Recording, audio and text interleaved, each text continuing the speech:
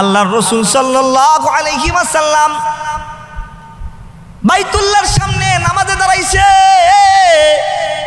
নামাজ যত অবস্থায় আল্লাহর রাসূলের মাথার উপর উটের নারী বুড়ি চাপায়া দেওয়া হয়েছে। আল্লাহর রাসূলের জান বের হওয়ার উপক্রম হয়ে গেছে। আল্লাহর রাসূল তাকে বদদুয়া দেয় নাই, ওই ব্যক্তির জন্য কাবার গিলাফ ধরে ধরে তার হেদায়েতের জন্য আল্লাহ তাআলার কাছে দোয়া করেছি। আল্লাহর রাসূল তো এমন আখলাক ওয়ালা রাসূল, আল্লাহর রাসূলের অবস্থা তো এমন যে প্রতিদিন আল্লাহর রাসূলের চলাচলের অবস্থায় রাস্তায় কাটা বিছায়া দেয়। হঠাৎ করে দেখে একদিন কাটা নাই। আল্লাহর রাসূল বলে, হায় রে হায়, প্রতিদিন কাটা বিছায়া দেয়, আজকে তো কাটা দেখা যাইতেছে না, মনে হয় অসুস্থ হয়ে পড়েছি। চলো চলো চলো, আল্লাহর ওই বান্দিকে দেখার জন্য তার বাড়িতে চলে গেছে। সুবহানাল্লাহ। আল্লাহর রাসূল তো এমন খুলুকে আজিম ওয়ালা রাসূল। মক্কা নগরীতে মদিনা থেকে সফর করে আল্লাহর রাসূল আসছে। আয়েশা যার কাছে বাইতুল্লাহর চাবি আছে, ওই চাবির মালিকের কাছে গিয়ে বলতেছেন, ভাই একটু বাইতুল্লাহর কাবার চাবিটা দাও না, 2 রাকাত নামাজ পড়ে আবার তোমার চাবি তোমার কাছে ফিরে দিব। ওই কুলাঙ্গার, মক্কার কুলাঙ্গাররা আল্লাহর রাসূলকে চাবিটা দেয় নাই। আল্লাহর রাসূলের কলিজাটা ভেঙ্গে খান খান হয়ে গেছে। আল্লাহর রাসূল বাইতুল্লাহর ভিতরে গিয়া নামাজ পড়তে পারে নাই। যেদিন বিনা যুদ্ধে আল্লাহর রাসূল সাল্লাল্লাহু আলাইহি ওয়াসাল্লামের নেতৃত্বে মক্কা বিজয় করেছে, নুসরতের জমানা চলে আসছে, আল্লাহর রাসূলের উপর সূরা নাসর নাযিল হয়ে গেছে। মক্কার সমস্ত কাফেররা দলে দলে মুসলমান হইতে শুরু করছে। আল্লাহর রাসূল তিনি মক্কার বাদশা হয়ে চলে আসছেন। আল্লাহর রাসূল যার কাছ থেকে ওই যে আগে চাবি চাইছে, তার হাত থেকে চাবিটা নিয়ে বাইতুল্লাহর ভিতরে 2 রাকাত নামাজ পড়া ওই চাবিওয়ালার কাছ সামনে চলে আসছি। বলতেছে, ওই যে কিছুদিন আগে, কতদিন আগে তোর কাছে চাবি চাইছিলাম, তুই চাবিটা আমাকে দেস নাই। এই দেখ চাবির মালিক এখন আমি, ইচ্ছা করলে এই চাবিটা এখন আমি আমার কাছে রেখে দিতে পারি, কিন্তু না না না, আমি তো খুলুকে আজিম ওয়ালা পয়গম্বর, আমি চাবি ছিনাইতে আসি নাই, চাবির মালিক বানাইতে আইছি। সুবহানাল্লাহ।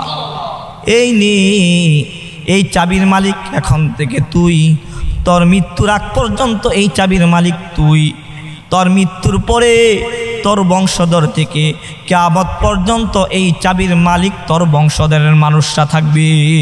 সুবহানাল্লাহ।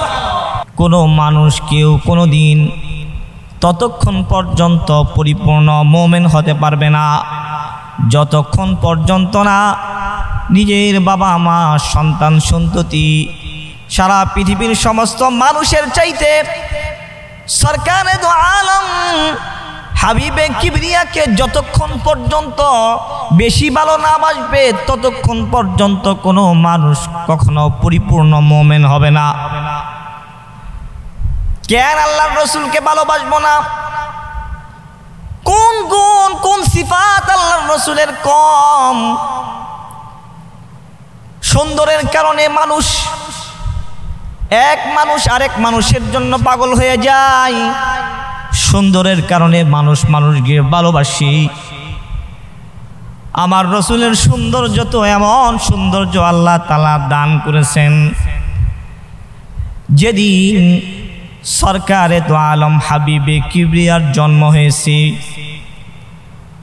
আল্লাহর রাসূলের দাদা আব্দুল মুত্তালিবের কাছে খবর পৌঁছে গেছে যে আপনার নাতি হয়েছে।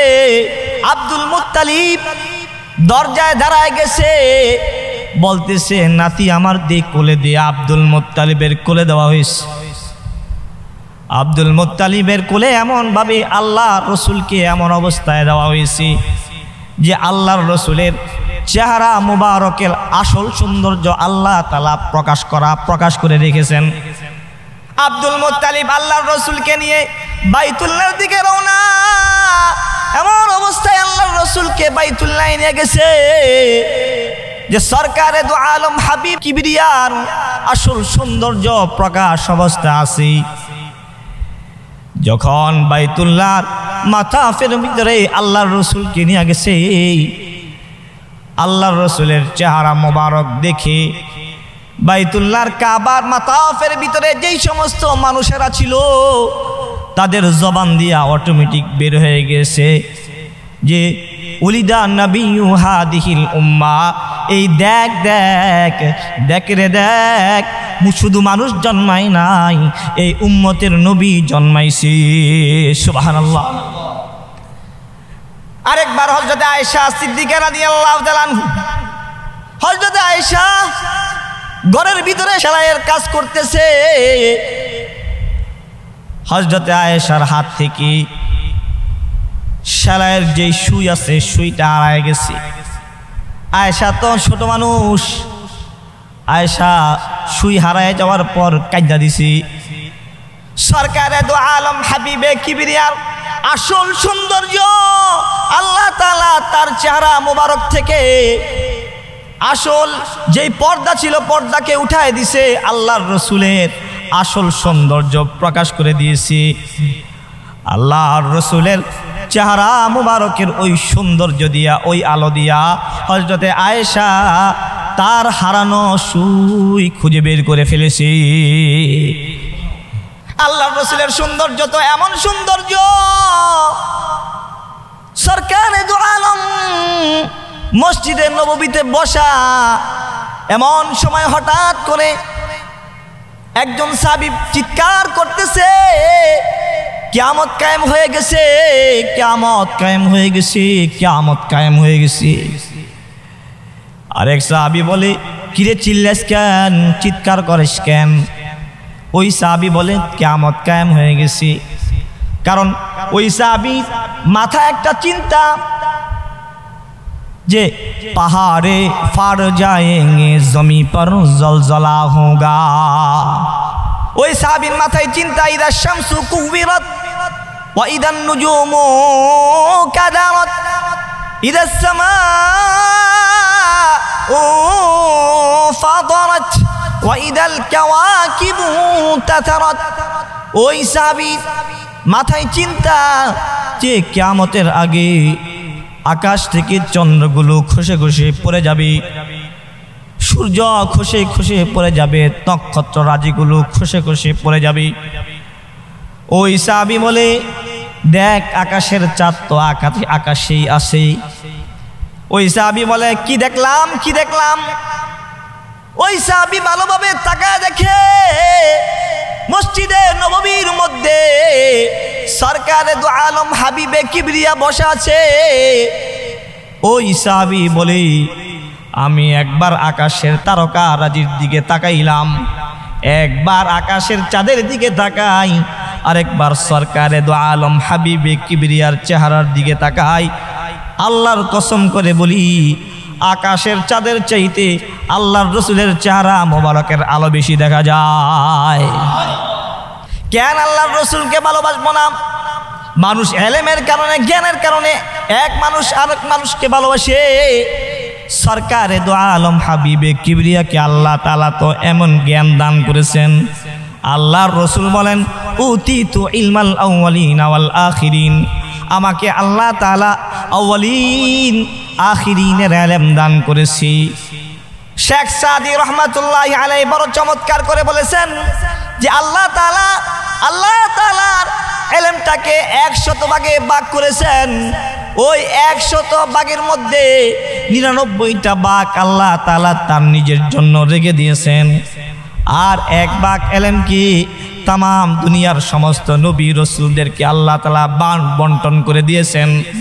আবার ওই 1 ভাগ ইলমের মধ্য থেকে 99 ভাগ ইলম আল্লাহ তাআলা তার রাসূলকে দিয়েছেন, আর 1 ভাগ ইলম তামাম নবী তামাম রাসূল সমস্ত মানুষ জিন ও ইনসানকে আল্লাহ তাআলা বন্টন করে দিয়েছেন।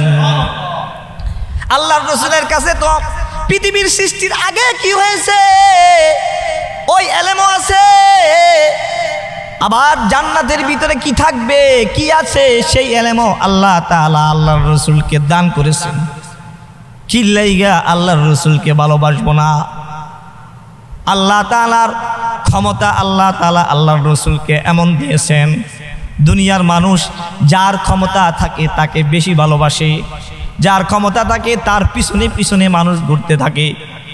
আবার আপনার নবী সরকারে দো আলম হাবিবে কিবরিয়াকে আল্লাহ তাআলা এত বেশি ক্ষমতা দান করেছেন যে জমিন থেকে দাঁড়াইয়া আল্লাহর রসুল আকাশের উপরে যে চাঁদ আছে ওই চাঁদকে হাতের আঙ্গুলের ইশারা দ্বারা আল্লাহর রসুল ওই চাঁদকে দ্বিখণ্ডিত করে দিয়েছেন। সুবহানাল্লাহ। ইকতারাবাতিস সাআতু ওয়া শাক্কাল কমার, আল্লাহর রসুল জমিন থেকে আঙ্গুল দিয়ে ইশারা দিয়ে আকাশের চাঁদকে দ্বিখণ্ডিত করে দিয়েছেন। আল্লাহ তাআলা তো আল্লাহর রসুলকে আল্লাহ তাআলা এমন ক্ষমতা দিয়েছেন যে রসুল হযরত আলী বলে, রসুলে আরবি সাল্লাল্লাহু আলাইহি ওয়াসাল্লাম আমার উরুর উপরে শোয়া আছে, আমার রানের উপর শোয়া আছে। হযরত আলী বলে আল্লাহর রসুল সাল্লাল্লাহু আলাইহি ওয়াসাল্লাম ঘুমায় গেছেন। আল্লাহ তাআলার কুদরত, সূর্যের যে স্বাভাবিক গতি আছে আল্লাহ তাআলা সূর্যের এই স্বাভাবিক গতিকে বন্ধ করে দিয়েছেন। সূর্য যদি তার স্বাভাবিক গতিতে চলতো, স্বাভাবিক গতিতে যদি সূর্য নিচের দিকে নামতে থাকতো, তাহলে সরকারে দো আলম হাবিবে কিবরিয়ার নামাজ কাজা হয়ে যাইত। আল্লাহর রসুলের যেন নামাজ কাজা না হয়, আল্লাহ তাআলা আল্লাহর রসুলের জন্য সূর্যের স্বাভাবিক গতিকে বন্ধ করে রেখেছেন।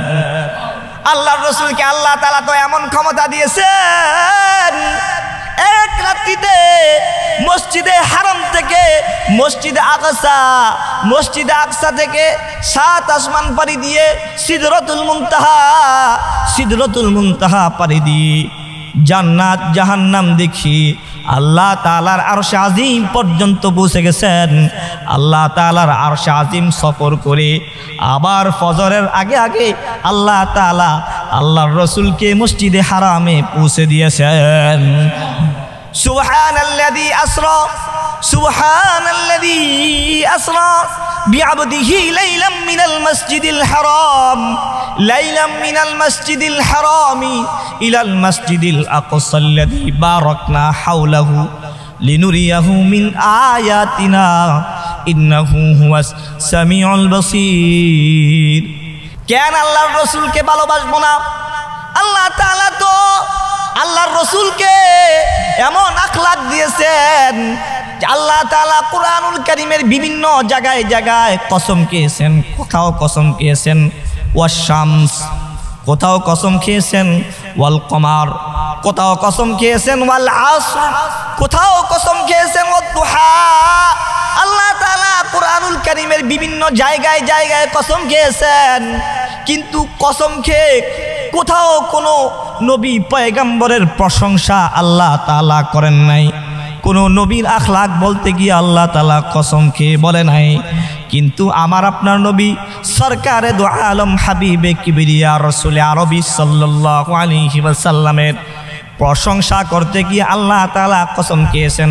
আল্লাহ তাআলা বলেন নুন ওয়াল কলম ওয়া মা ইয়াসতুরুন মা আনতা বিনি'মাতি রাব্বিকা বিমাজনুন ওয়া ইন্নাকা লাআলা খুলুকিন আযীম। আল্লাহ তাআলা আল্লাহর রাসূলের আখলাক বর্ণনা করতে গিয়ে 2টা কসম খেয়েছেন। এমন 2টা কসম খেয়েছেন মুফাসসিরিনে কেরাম লেখে কোরআন শরীফের যত কসম আল্লাহ তাআলা খেয়েছেন, এই কসম 2টা কোরআনুল কারীমের সমস্ত কসমের চাইতে দামি কসম। কারণ আল্লাহ তাআলা এখানে কলমের কসম এবং কলম যা আয়াত নিয়েছে তার কসমকে বলেছেন ইন্নাকা লাআলা খুলুকিন আযীম, আমি খুলুক আযীম ওয়ালা রাসূল হিসাবে আপনাকে প্রেরণ করেছি। খুলুক আযীম কাকে বলে? খুলুক আযীম কাকে বলে? খুলুক আযীম তো এমন খুলুক, এমন আখলাক ওয়ালা রাসূল, যে রাসূলকে যদি কেউ আঘাত দেয়, আঘাতের পরিবর্তে আঘাত করবে তো দূরের কথা, ওই রাসূল আঘাত যে করে তার উপকার করার জন্য পাগল হয়ে যায়। সুবহানাল্লাহ, সুবহানাল্লাহ। আল্লাহর রাসূল সাল্লাল্লাহু আলাইহি ওয়াসাল্লাম বাইতুল্লাহর সামনে নামাজে দাঁড়াইছে। নামাজ যত অবস্থায় আল্লাহর রসুলের মাথার উপর উটের নারী বুড়ি চাপায়া দেওয়া হয়েছে। আল্লাহর রসুলের জান বের হওয়ার উপক্রম হয়ে গেছে। আল্লাহর রসুল তাকে বদদুয়া দেয় নাই, ওই ব্যক্তির জন্য কাবার গিলাফ ধরে ধরে তার হেদায়েতের জন্য আল্লাহ তাআলার কাছে দোয়া করেছি। আল্লাহর রসুল তো এমন আখলাক ওয়ালা রসুল, আল্লাহর রসুলের অবস্থা তো এমন যে প্রতিদিন আল্লাহর রসুলের চলাচলের অবস্থায় রাস্তায় কাটা বিছায়া দেয়। হঠাৎ করে দেখে একদিন কাটা নাই। আল্লাহর রসুল বলে, হায় রে হায়, প্রতিদিন কাটা বিছায়া দেয়, আজকে তো কাটা দেখা যাইতেছে না, মনে হয় অসুস্থ হয়ে পড়েছি। চলো চলো চলো, আল্লাহর ওই বান্দিকে দেখার জন্য তার বাড়িতে চলে গেছে। সুবহানাল্লাহ। আল্লাহর রসুল তো এমন খুলুকে আজিম ওয়ালা রসুল। মক্কা নগরীতে মদিনা থেকে সফর করে আল্লাহর রসুল আসছে। আয়েশা যার কাছে বাইতুল্লাহর চাবি আছে, ওই চাবির মালিকের কাছে গিয়ে বলতেছেন, ভাই একটু বাইতুল্লাহর কাবার চাবিটা দেও না, 2 রাকাত নামাজ পড়ে আবার তোমার চাবি তোমার কাছে ফিরে দিব। ওই কুলাঙ্গার, মক্কার কুলাঙ্গাররা আল্লাহর রসুলকে চাবিটা দেয় নাই। আল্লাহর রসুলের কলিজাটা ভেঙ্গে খান খান হয়ে গেছে। আল্লাহর রসুল বাইতুল্লাহর ভিতরে গিয়া নামাজ পড়তে পারে নাই। যেদিন বিনা যুদ্ধে আল্লাহর রসুল সাল্লাল্লাহু আলাইহি ওয়াসাল্লামের নেতৃত্বে মক্কা বিজয় করেছে, যেদিন আল্লাহ তাআলা সূরা নাসর নাযিল করে দিয়েছেন, ইযা জাআ নাসরুল্লাহি ওয়াল ফাth ওয়া রাআইতান নাসা ইয়াদখুলুনা ফী দীনিল্লাহি আফওয়াজা ফাসাব্বিহ বিহামদি রাব্বিকা ওয়াস্তাগফিরহু ইন্নাহু কানা তাওয়াবা। নুসরতের জামানা চলে আসছে। আল্লাহর রাসূলের উপর সূরা নাসর নাযিল হয়ে গেছে। মক্কার সমস্ত কাফেররা দলে দলে মুসলমান হইতে শুরু করছে। আল্লাহর রসুল সম্রাট, সেনাপ্রধান, তিনি মদিনা মক্কার বাদশা হয়ে চলে আসছেন। আল্লাহর রসুল যার কাছ থেকে ওই যে আগে চাবি চাইছে, তার হাত থেকে চাবিটা নিয়ে বাইতুল্লাহর ভিতরে 2 রাকাত নামাজ পড়া ওই চাবিওয়ালার কাছ সামনে চলে আসছে। বলতেছে, ওই যে কিছুদিন আগে, কতদিন আগে তোর কাছে চাবি চাইছিলাম, তুই চাবিটা আমাকে দেস নাই। এই দেখ চাবির মালিক এখন আমি, ইচ্ছা করলে এই চাবিটা এখন আমি আমার কাছে রেখে দিতে পারি, কিন্তু না না না, আমি তো খুলুকে আজিম ওয়ালা পয়গম্বর, আমি চাবি ছিনাইতে আসি নাই, চাবির মালিক বানাইতে আইছি। সুবহানাল্লাহ। এই নে, এই চাবির মালিক এখন থেকে তুই, তোর মৃত্যুর আগ পর্যন্ত এই চাবির মালিক তুই, তোর মৃত্যুর পরে তোর বংশধর থেকে কিয়ামত পর্যন্ত এই চাবির মালিক তোর বংশধরের মানুষরা থাকবে। সুবহানাল্লাহ।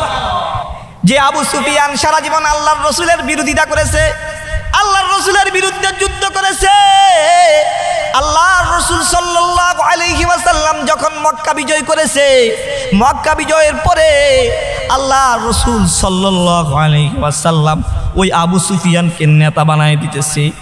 আল্লাহর রসুল বলেন, মান দাখলা ফি দারি আবি সুফিয়ান, যে ব্যক্তি আবু সুফিয়ানের ঘরে প্রবেশ করবে সে নিরাপদ, তাকে কোনো প্রকার আঘাত করা হবে না। এই তো খুলুকে আজিম ওয়ালা পয়গাম্বর, যে পয়গাম্বর সারা জীবন উম্মতের ফিকির নিয়ে চলেছেন।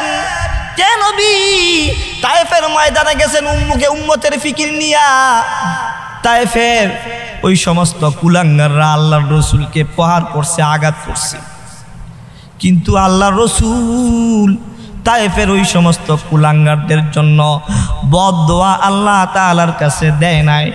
যে রসুল সারা জীবন উম্মতের ফিকির নিয়ে ঘুরেছেন, কিভাবে জাহান্নামী উম্মতদেরকে জান্নাতের পথে আনতে পারেন, সেই চেষ্টা তদবির সারা জীবন যে নবী করেছেন, যে নবী শুধু এক আয়াত, ইন তুআযিবহুম ফাইন্নাহুম ইবাদুক, ইন তুআযিবহুম ফাইন্নাহুম ইবাদুক ওয়া ইন তাগফির লাহুম ফাইন্নাকা আনতাল আজিজুল হাকীম। যে এই এক আয়াত আল্লাহ তাআলার কাছে বলছে, আল্লাহ যদি আপনি তাদেরকে আমার উম্মতকে আপনি শাস্তি দেন তাহলে আপনি তো শাস্তি দিতে পারেন, কিন্তু তারা তো আপনার বান্দা। আর যদি আমার উম্মতদেরকে আপনি ক্ষমা করে দেন আল্লাহ, কারো কাছে আপনার কোনো জবাবদিহিতা করতে হবে না, আপনি তো প্রজ্ঞাময় পরাক্রমশালী। যে নবী এত কষ্ট ত্যাগ তিতিক্ষা উম্মতের জন্য করেছেন, ওই উম্মতকে ভালোবাসবো না তো কাকে ভালোবাসবো? হাজারো ব্যথা বেদনার পরে ফিরে আসনি তুমি আপন ঘরে, দিনের আলো তুমি ছড়িয়ে দিতে চলে গেলে মদিনায় মক্কা ছেড়ে।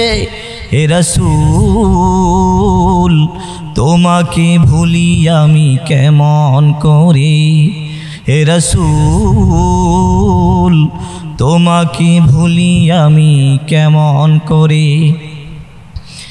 খেয়ে না খেয়ে দিন প্রচারের কাজে নিজেকে দিয়েছ বিলিয়ে,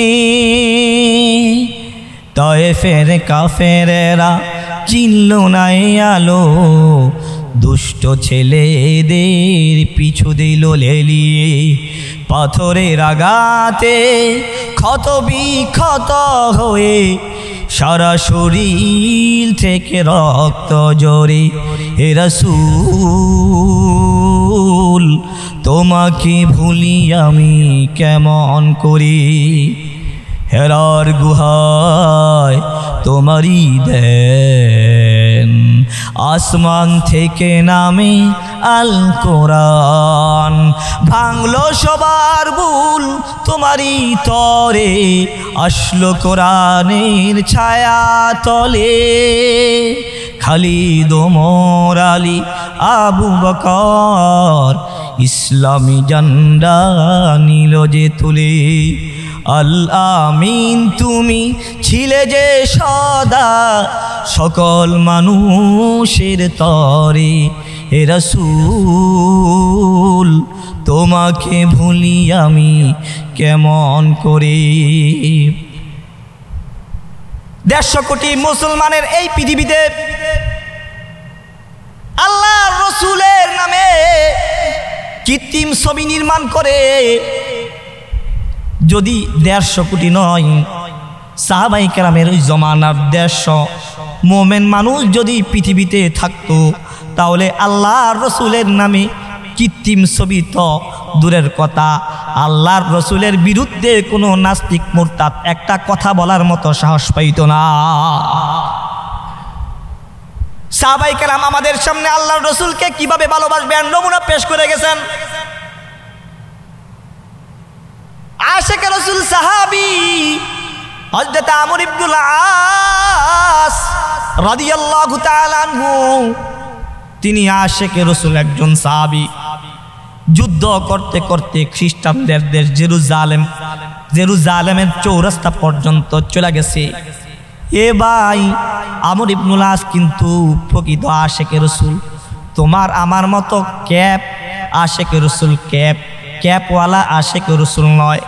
আমর ইবনুল আস কিন্তু তোমার আমার মতো দেওয়াল টাইটেলওয়ালা আশিক রাসূল নয়। আমর ইবনুল আস তো প্রকৃত আশিক রাসূল। জেরুজালেমের চৌরাস্তা পর্যন্ত মুসলমান সৈন্যরা চলে গেছে। জেরুজালেমের চৌরাস্তায় খ্রিস্টানদের নবী ঈসা আলাইহিস সালাতু ওয়াস সালামের একটা মূর্তি নির্মাণ করা ছিল, যে মূর্তির সামনে আইসা প্রতিদিন খ্রিস্টানরা পূজা করত।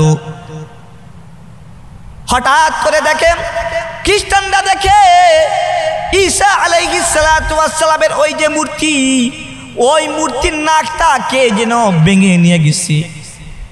খ্রিস্টানরা অপবাদ দিতেছে, এই কাজ মুসলমানরা ছাড়া আর কেউ করে নাই।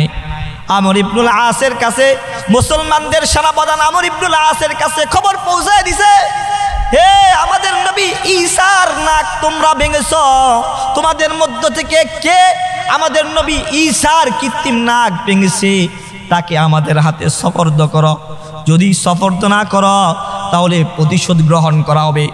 আমর ইবনুল আস আশিক রাসূল সাহাবী তন্ন তন্ন করে খুঁজলেন, সবার কাছে খোঁজ খবর নিলেন। কেউ বলে, কেউ স্বীকার করে না, বলে আমরা এই মূর্তির নাক ভাঙি নাই। খ্রিস্টানদের কাছে আমর ইবনুল আস খবর পাঠায় দিল, না, আমাদের মধ্য থেকে কেউ এই মূর্তির নাক ভাঙে নাই। এবার খ্রিস্টানরা বলে, না, তোমরা যদি স্বীকার না করো তাহলে প্রতিশোধ নিব। বলে কিভাবে প্রতিশোধ নিবে? বলে আমাদের নবী ঈসার নাকটা যেইভাবে তোমরা ভেঙেছ ঠিক তেমনিভাবে জেরুজালেমের চৌরাস্তায় মুহাম্মদ নামী একটা মূর্তি আমরা নির্মাণ করব। ওই মূর্তির নাকটা আমরা ভেঙে আমাদের ঈসা নবীর নাকের প্রতিশোধ গ্রহণ করব। হযরতে আমর ইবনুল আসের সামনে যখন এই কথা চলে আসছে, আমর ইবনুল আস তো আশিকে রাসূল, তার অন্তরে আল্লাহর রাসূলের প্রেম দাও দাও করে জ্বলতেছিল। হযরত আমর ইবনুল আস বলেন, না, এটা সহ্য করা যায় না। খ্রিস্টানদের কাছে আমর ইবনুল আস খবর পাঠায় দিল যে নাকের পরিবর্তে নাক ভেঙে যদি তোমাদের প্রতিশোধ গ্রহণ করতে হয় তাহলে আমি মুসলিম শিবিরের সেনাপ্রধান আমর ইবনুল আস বলতেছি, আমি তোমাদের নবী ঈসার নাক আমি ভেঙেছি। যদি নাকের পরিবর্তে নাক ভেঙে প্রতিশোধ নিতে হয় তাহলে আমার রসুলের মূর্তি তোমাদের বানানোর কোনো দরকার নাই। আমি মুসলিমদের সেনাপ্রধান আমর ইবনুল আসের তাজা নাক আমি দিতে প্রস্তুত আছি। হায় রে হায়, কেমন আশিকে রাসূল আল্লাহর রসুলের কৃত্রিম নাক দিতে চায় না, নিজের তাজা নাক দেবার যায়। এবার খ্রিস্টানরা তো খুশি, আনন্দিত। মুসলমানদের সেনাপ্রধানের নাক যদি কাটা যায় এর চাইতে আরো উত্তম কি জিনিস আছে? সারা জেরুজালেমে এলান হয়ে গেছে যে মুসলমানদের সেনাপ্রধান আমর ইবনুল আসের নাক কাটা হবে। স্টেজ কায়েম করা হয়েছে, সমস্ত জেরুজালেমের খ্রিস্টানরা একত্রিত হয়ে গেছে। 2.5 লক্ষ খ্রিস্টান ওই স্টেজের সামনে চলে আসছে। মুসলিম শিবিরে মুসলমান সৈন্যবাহিনীর ভিতরে কান্নার রুল পড়ে গেছে। হায় রে হায়, আমাদের সেনাপ্রধানের নাক কাটা হবে। মুসলমান সৈন্যরা কান্নাকাটি করতেছে, কিন্তু একজন মানুষের চোখে কোনো পানি নাই, সে কান্না করতেছে না, তার চেহারার মধ্যে হাসি। সে মানুষটা হলো আমর ইবনুল আস, যে আল্লাহর রসুলের জন্য নিজের নাক কাটতে যাইতেছে। উনি মনে মনে চিন্তা করতেছেন, আমর ইবনুল আস, আল্লাহর রসুলের এই কৃত্রিম নাকটা আমি না ভেঙে আমি যদি আমার এই তাজা নাকটা আল্লাহর রসুলের মোহাব্বতে আমি দিতে পারি, যেদিন আল্লাহ তাআলা ময়দানে মাহশার কায়েম করবে, আল্লাহর রসুল হাউজে কাউসারের সামনে দাঁড়ায় যাবে। আল্লাহর রসুলের হাউজে কাউসারের পানি পান করা ব্যতীত কোনো মানুষ জান্নাতে যাইতে পারবে না। ওই রসুলের সামনে যদি আমি আমার এই নাক কাটা টুকটাটা নিয়ে আল্লাহর রসুলের সামনে দাঁড়াইতে পারি, আল্লাহর রসুলে আমার মনে কয় আল্লাহর রসুলের সুপারিশ আমার থেকে দূরে যাবে না। আল্লাহর রসুলের সুপারিশ আমার কাছাকাছি চলে আসবি। এই কথা চিন্তা কইরা হযরত আমর ইবনুল আস সামনে চলে গেছি। সমস্ত মানুষ অধীর আগ্রহে দাঁড়ায় আছে। জল্লাদ দাঁড়ায় গেছে, ছুরি নিয়ে দাঁড়ায় গেছে। এমন সময় হঠাৎ করে খ্রিস্টানদের মধ্য থেকে একজন দাঁড়ায় বলে, মুসলমানদের সেনা প্রধানের নাক তোরা কাটিস না। এই দেখ, আমার হাতে ঈসা নবীর কৃত্রিম নাকটা আমার কাছে আছে। আমি একজন খ্রিস্টান পাদ্রী, আমি আমাদের নবীর নাকটা ভেঙেছি। মুসলমানদের উপর অপবাদ দিয়া মুসলমানদের নবীকে অপমান করার জন্য। কিন্তু দেখলাম যেই নবীর উম্মতের ভিতরে নবীর এত বেশি মহাব্বত আর ভালোবাসা, ওই উম্মত কি পৃথিবীর সমস্ত উম্মতের চাইতে শ্রেষ্ঠ না হয়ে পারে? এরাই তো শ্রেষ্ঠ নবীর শ্রেষ্ঠ উম্মত। না কাটিস না, আয় তোরা আয়, একসাথে আমরা মিলে কালিমা পড়া মুসলমান হয়ে যায়। জেরুজালেমের 2 লক্ষ খ্রিস্টান বিনা যুদ্ধে সমস্ত খ্রিস্টানগুলো কালিমা পড়া মুসলমান হয়ে গেছে। বিনা যুদ্ধে পুরা জেরুজালেমকে আমর ইবনুল আসের হাতে উঠায় দিয়েছে। ও ভাই, কার পিছনে দৌড়াইতেছ? কার মোহাব্বত অন্তরে লালন করতেছ? তুমি আমি তো এখন ইচ্ছা করলেই আল্লাহর রসুলকে পাবো না, আল্লাহর রসুলকে পাবো না। কিন্তু তুমি আর আমি যদি এখন আল্লাহর রসুলের সুন্নতকে মোহাব্বত করি, তাহলে আল্লাহর রসুলের ভালোবাসা পাওয়া যাবে। সরকারে দো আলম হাবিবে কিবরিয়া বলে, মান আহাব্বা সুন্নতি ফাকাদ আহাব্বানি ওয়া মান আহাব্বানি কানা মাই ফিল জান্নাহ। যে ব্যক্তি আমার সুন্নতকে মোহাব্বত করলো, সে যেন আমি মুহাম্মদকে মোহাব্বত করলো। আর যে আমার সুন্নতকে মোহাব্বত করে আমার ভালোবাসাকে ক্রয় করলো, সে ব্যক্তি আমার সেই উম্মত আমার সাথে জান্নাতে থাকবে। সুবহানাল্লাহ। সরকারে দো আলম হাবিবে কিবরিয়া বলে, মান তামাসসাকা বিসুন্নতি ইনদা ফাসাদি উম্মতি ফালাহু আজরুম মিয়াতু শাহীদ। যে ব্যক্তি ফিতনার যুগে আমার একটা সুন্নতকে আঁকড়ে ধরবে, সে যেন 100 গলা কাটা শহীদের সমপরিমাণ সওয়াব পাবে। আমাদের একজন বড় ইমাম ছিলেন ইমাম আহমদ ইবনে হাম্বল, জালেমের জেলখানায় বন্দী। ইমাম আহমদ ইবনে হাম্বল জালেমের জেলখানায় খালকে কোরআনের মাসালায় বন্দী। প্রতিদিন সকালবেলা ইমাম আহমদ ইবনে হাম্বলকে জালেম জেলখানার মধ্যে চাবুক মারে। এদিকে সরকারে দো আলম জমানার আরেকজন ইমাম, ইমাম শাফি রহমাতুল্লাহি আলাইহির কাছে মাইকিং করতেছে যে আহমদ ইবনে হাম্বল জালিমের জিন্দানখানায় বন্দী, সে তো জান্নাতে একজন মানুষ। ইমাম শাফি রহমাতুল্লাহি আলাইহি পরের দিন সকালবেলা আহমদ ইবনে হাম্বলের কাছে খাদেমকে পাঠাই দিছে, যাও যাও আহমদ ইবনে হাম্বলের কাছে গিয়া বলো আল্লাহর রসুল তার জান্নাতের ব্যাপারে সাক্ষী দিয়েছি। খাদেম সকালবেলা চলে গেছে, ইমাম আহমদ ইবনে হাম্বলের কাছে গিয়ে খবর পৌঁছায় দিয়েছি যে ইমাম শাফি স্বপ্নে যোগে দেখছি আল্লাহর রসুল আপনাকে জান্নাতি বলেছে।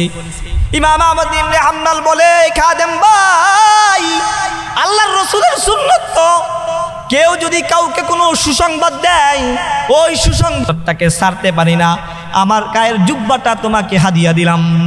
সুবহানাল্লাহ। হয় খাদেম চলে আসছেন, ইমাম শাফির কাছে আইসে। শাফি বলে, কিরে ইমাম আহমদ ইবনে হাম্বলের কাছে খবরটা পৌঁছাইছ? বলে, হ্যাঁ খবর পৌঁছাইছি। বলে, তোকে কি ইমাম আহমদ ইবনে হাম্বল কোনো কিছু হাদিয়া দেয় নাই? খাদেম বলে, হযরত আপনি কিভাবে জানলেন? আপনি তো আমার সাথে যান নাই, কিভাবে জানলেন আমাকে হাদিয়া দিছে? বলে, হ্যাঁ আল্লাহর রসুলের সুন্নত এটা, কেউ কাউকে কোনো সুসংবাদ দিলে হাদিয়া দেওয়া। আমি জানি ইমাম আহমদ ইবনে হাম্বল এমন সুন্নতের আশেক একজন মানুষ যে জেলখানার ভিতরে থাকলেও তোমাকে হাদিয়া ছাড়া আল্লাহর রসুলের এই সুন্নত সে ছেড়ে দিতে পারে না।